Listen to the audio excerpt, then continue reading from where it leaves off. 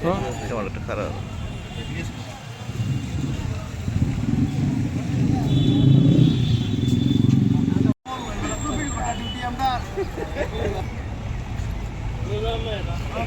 তুমি আজ লাগি ডিউটি করে এক ঘন্টা ডিউটি করে এখন আজ লাগি ডিউটি করে খালি এই যে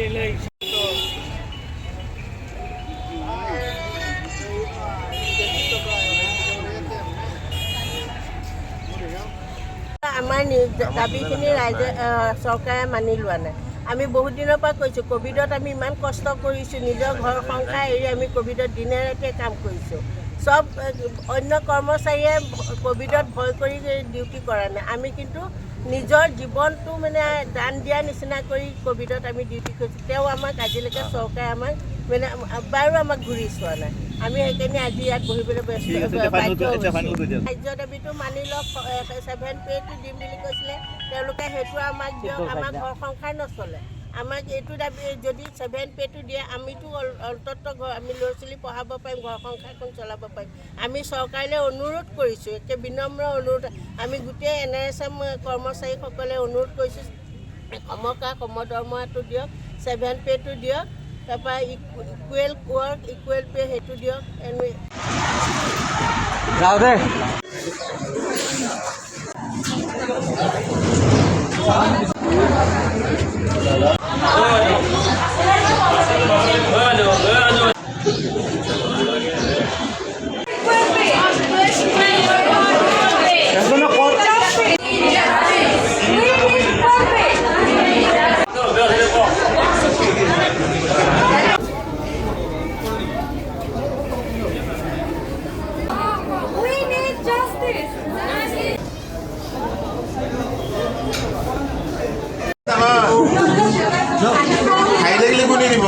সকলো NRSMৰ কৰ্মচাৰীসকলে ইয়াতে আজি আমি একগোট হৈছোঁ।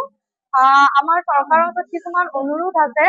তাৰে প্ৰথমটো অনুৰোধ এয়াই যে আমি গোটেই NRSMৰ কৰ্মচাৰীসকলে দিনে ৰাতি কষ্ট কৰি থাকোঁ, কিন্তু আমি আমাৰ প্ৰাপ্যটো আমাৰ বিচৰা মতে পোৱা নাই। সেইকাৰণে আমাৰ চৰকাৰৰ ওচৰত এইটোৱে অনুৰোধ আছে এই আন্দোলনৰ জৰিয়তে, যাতে আমাক 7 পে স্কেলত আমাৰ প্ৰাপ্য মত দিয়ে আৰু স্পেচিয়েল ৰিক্ৰুটমেণ্ট ড্ৰাইভৰ থ্ৰু দি যাতে আমাৰ নিযুক্তি প্ৰদান হয়।